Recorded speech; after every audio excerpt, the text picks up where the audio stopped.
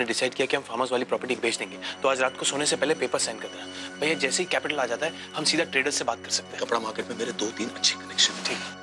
हम किसी पेपर पे साइन नहीं करेंगे।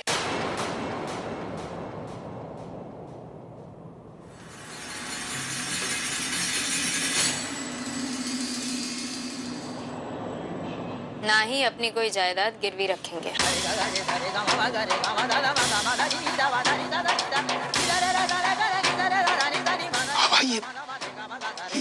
ये तुम क्या कह रही हो बेटा?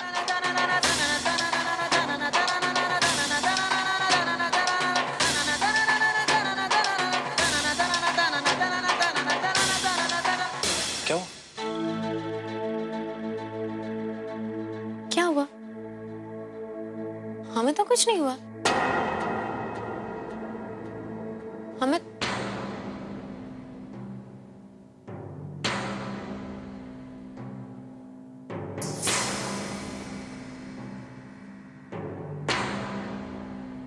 सब लोग इतने हैरान क्यों हैं? अरे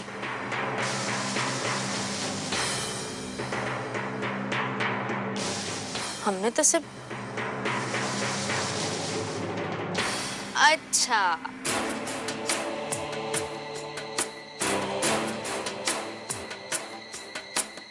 वो वाली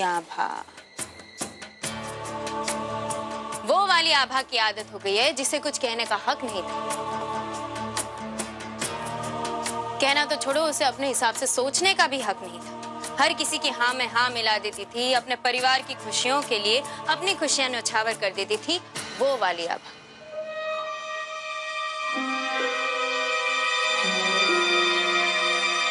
है ना?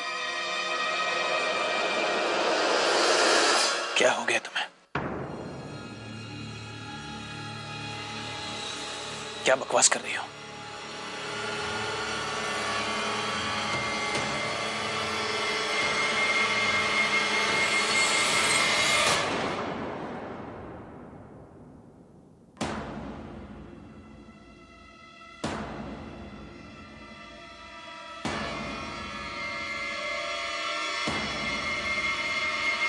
कोई महान वाहन नहीं बनना है हमें।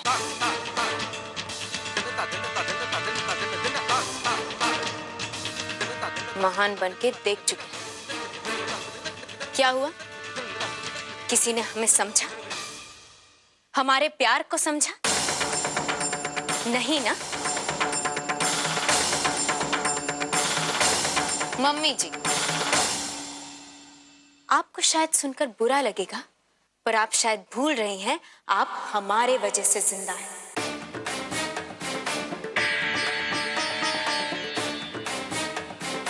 हमने तो कभी आपको सास नहीं समझा, हमेशा माँ का सम्मान दिया, पर आपने एक पल में हमें बेटी से बहू बना दिया। क्यों?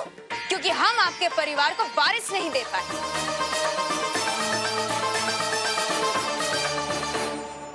बेटा नहीं, बेटी थी। अरे बेटा और बेटी तो भगवान की देन होती, लेकिन फिर भी गलती आभा की, ना समझ आभा।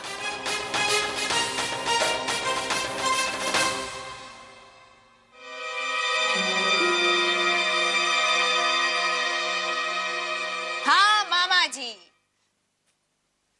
इन लोगों का छोड़ो, इनके साथ हमारा कोई खून का रिश्ता है नहीं, पर हमारे खुद के भाई बहन, उन्होंने हमारे साथ क्या किया? उनके हर दुख को सुख में बदलने की कोशिश की हमने, लेकिन फिर भी इल्जाम हम पर लगा कि हम सिर्फ अपने बारे में सोचते हैं, हमें किसी और की खुशियों की परवाह नहीं है। ऐसा है तो ऐसा ही सही।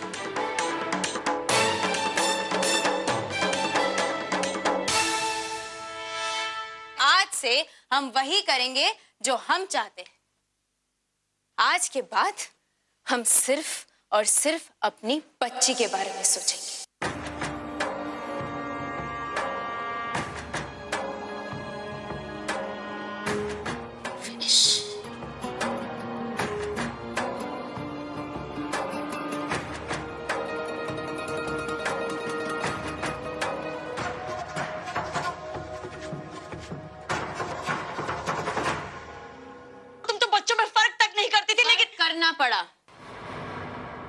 आज के जमाने का यही उसूल है, पहले अपना पेट भरो, बाकी गैरों को खैरात बांटो।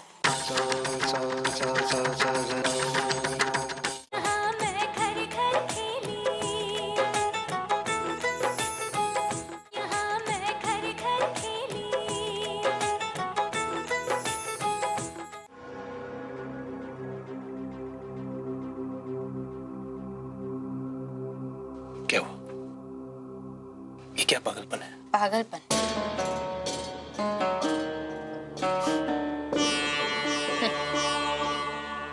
एक बार आप सबकी बात नहीं सुनी तो हम पागल हो गए, वरना आज तक तो सबसे अच्छी बहू, सबसे अच्छी बेटी। अब भी कुछ बदला नहीं, आज भी वही है। ये तुम्हारा परिवार है। एक बार सोचो। सोच समझ के ही कह रहे हैं। तब हम गलत थे, अब हम सही हैं।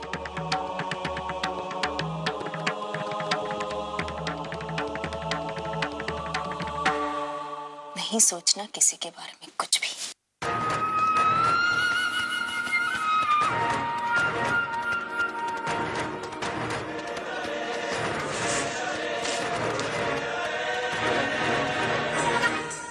यकीन नहीं हो रहा है मुझे आभा की तुम ये सब कह रही हो। तुम प्लीज मुझे माफ कीजिएगा आप लोग।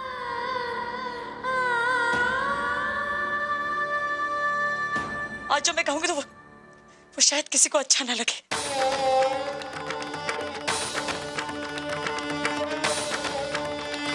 लेकिन विमल ने जब फैक्ट्री डाली तो केवल अपने बच्चे का फ्यूचर सिक्योर करने के लिए नहीं डाली।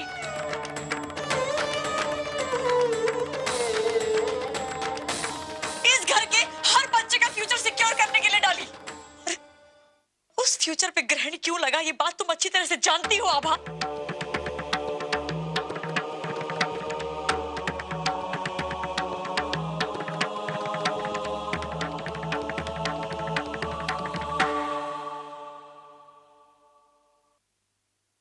माफ कर देना करण, ये मैं कहना नहीं चाहती थी लेकिन मुझे मजबूरी में कहना पड़ रहा है। हो ना हो कहीं ना कहीं तुम्हारी लापरवाही की वजह से ही फैक्ट्री में आग लगी। अब फैक्ट्री में आग लगती और नई स्वर्ण भवन नीलाम करना पड़ता।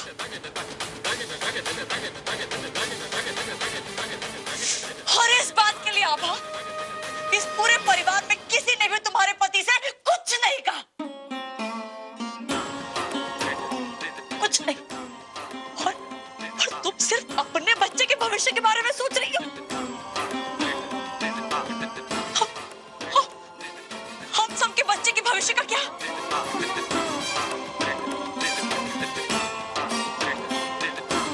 और अब ये बात तुम छोड़ो, तुम तो बच्चों में फर्क तक नहीं करती थी, लेकिन करना पड़ा, स्वार्थी बनना पड़ा। दुनिया ने हमें सिखाया। और ये सब जो कहते हैं अच्छों के साथ सिर्फ अच्छा होता है, सब किताबी फालतू बातें।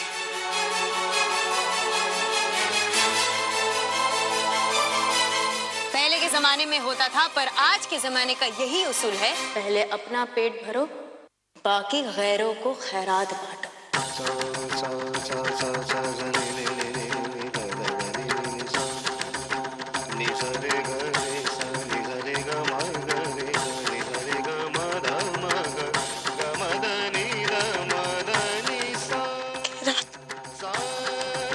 पापा,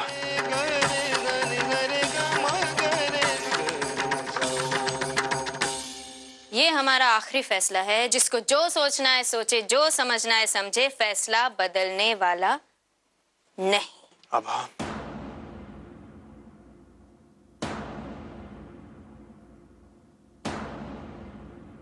हवा खाने जा रहे हैं।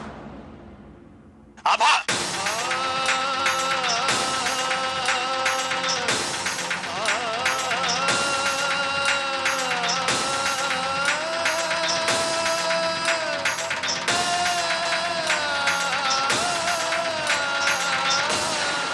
मैंने जब भी कुछ कहा सबने मुझे गलत और बुरा समझा।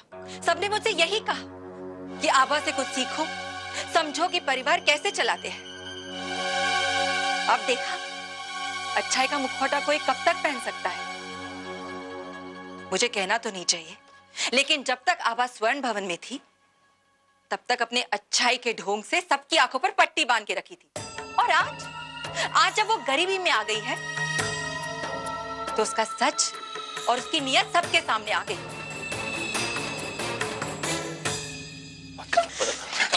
करण, मुझे बात करनी है। रुक, सर आराम से सोच समझ के। देखो, आभा ने जो कुछ कहा हमें सोचना चाहिए। सर शांत हो जाओ।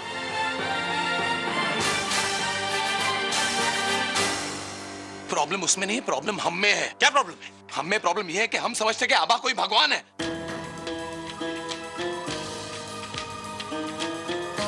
आभा भगवान नहीं है, वो भी एक इंसान है, उसकी भी एक लिमिट है। अरे लेकिन ये सब नहीं, हमें लगता है कि आभा में स्वार्थ नहीं हो सकता।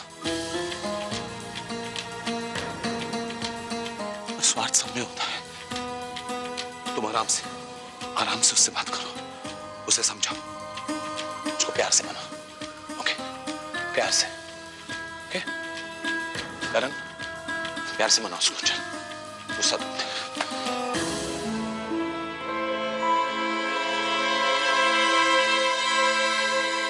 टाइम पर आई थी, टाइम पर जाऊंगी।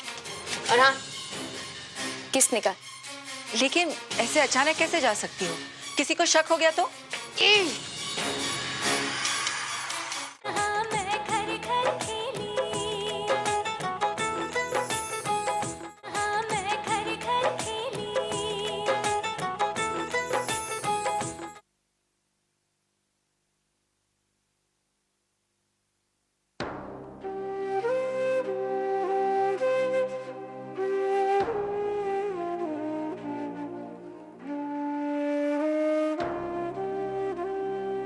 हमने आपको कभी इतना नाराज होते हुए नहीं देखा,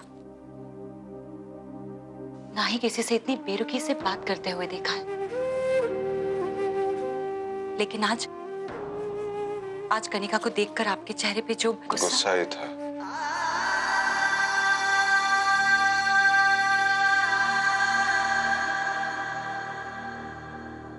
मर्दों के चेहरे पे गुस्सा साफ दिखाई देता है। उनकी नाराजगी, उनका गुस्सा चेहरे पे आ जाता है। लेकिन औरतों के मन में कुछ और चेहरे पे कुछ और होता है। दिमाग कुछ और कहता है और ज़बान कुछ और। कभी कभी वो खुद भी नहीं समझ पाती। कोई और समझे दूर की बात है।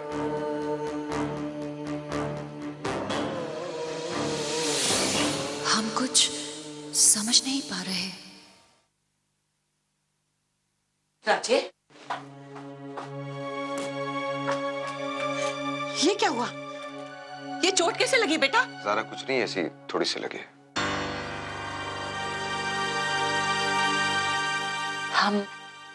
हम आपके लिए पानी लेकर आते हैं।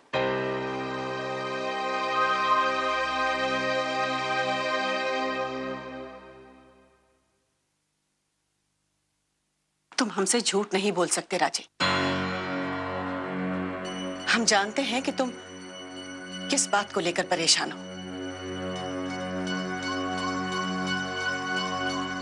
लेकिन भरोसा रखो बेटा,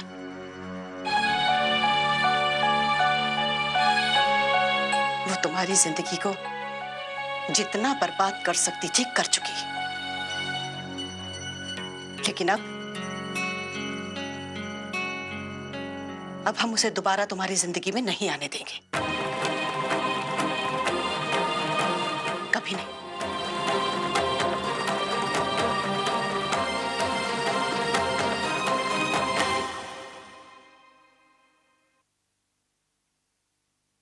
वेरी गुड अलबेली, क्या एक्टिंग टैलेंट दिखाया है। एक शब्द इधर का उधर नहीं हुआ। हाँ, सब तो यही सोच रहे हैं कि आभा ऐसे कैसे बोल सकती है। Mention not. ये तो कुछ नहीं है छमक छल्लो। अलबेली तो इससे भी भारी भारी डायलॉग फर्राटे से बोल देवे। और मैं कहती ना, अलबेली कभी फेल ना हुई। और फिर तूने तो एक ही एक लाइन 1000 बार रटवा के कैसे बोलना है, के बोलना है बताया था ना। भाभी, हमने तो बस वही किया जैसा आपने हमें सिखाया। प्रियंका भाभी, ये जिंदगी भी तो एक नाटक है अलबेली, और यहाँ सब अच्छाई का नाटक ही तो कर रहे हैं। तुम्हें बस सबको दिखाना है कि इनका नाटक ज्यादा दिन तक नहीं बस बस बस बस हमेशा की तरह पिपुड़ी मत बजा। देख, थारो मारो करार 1 महीने को हुआ था। मैं तो आज से ही उल्टी गिनती शुरू करूं हूं। जितनों भी तने नाटक करवाना है ना, बाकी के दिनों में करवा ले। बाकी मैं बोली थी ना, एकदम प्रोफेशनल हीरोइन की तरह हूं। माधुरी दीक्षित टाइम पर आई थी, टाइम पर जाऊंगी। और हाँ, किस्त निकाल। पहली किस्त पिसा। कल बिट्टूरा के वास्ते डॉक्टर की अपॉइंटमेंट लिए मैंने सुबह सुबह। लेकिन ऐसे अचानक कैसे जा सकती हो? किसी को शक हो गया तो? चमक चलो, अलबेली को उसके भाई बिट्टू से मिलने के लिए आज तक ना कोई रोक सका है, ना रोक पाएगा। और तू कोशिश भी मत करना, वरना जैसे गधे के सर से सींग गायब हो जावे है ना, वैसे मैं भी छू हो जाऊंगी। फिर तो अलबेली के नाम के बड़े बड़े मंदिर बनावेगी, उसकी पूजा करेगी ना, तो भी नजर को नहीं आने वाली। और थारो ये जो नाटक है, इंटरवल में फिनिश।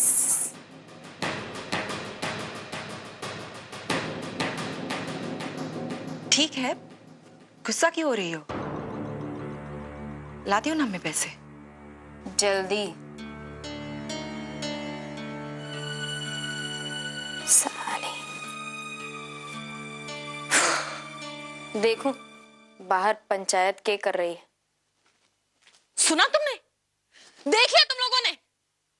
तुम लोगों के लिए आभा और उसकी भाई बहन लता प्रकाश हमेशा सही थे, लेकिन आज सबके सामने उन लोगों की असलियत आ ही गई।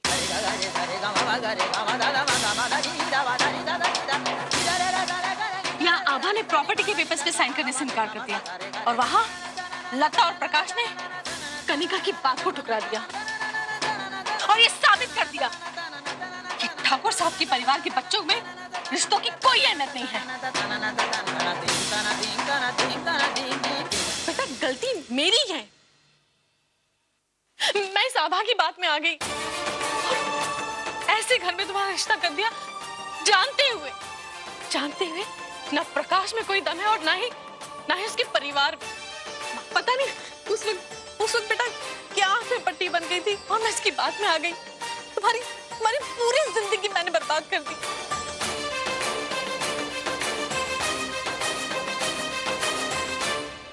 माँ, आप कुछ भी कहें,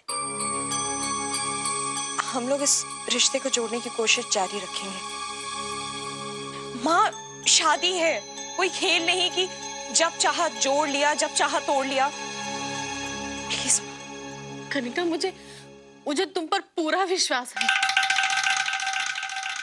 चाहे किसी और को हो या ना हो। इसकी बातों पर कैसे विश्वास कर सकते हैं?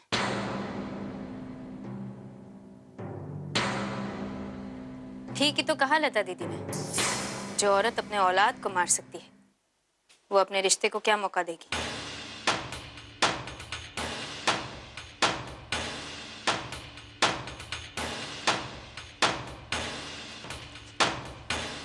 आभा, मैं जानती हूँ मैंने गलतियां की हैं, लेकिन इसका मतलब ये नहीं है कि मैं हमेशा गलत हूँ।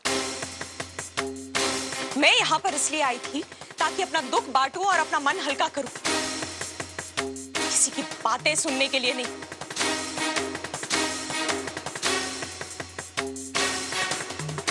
मैं जा रही हूँ यहाँ से। कनिका सुनो। आभा, कुछ अजीब सा लग रहा है।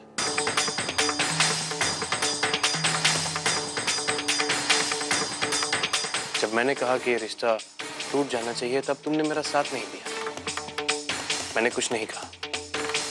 फिर जब सब परिवार वालों ने मिलकर इस रिश्ते को जोड़े रखने की कोशिश की तब तुमने कहा कि रिश्ता टूट जाना चाहिए।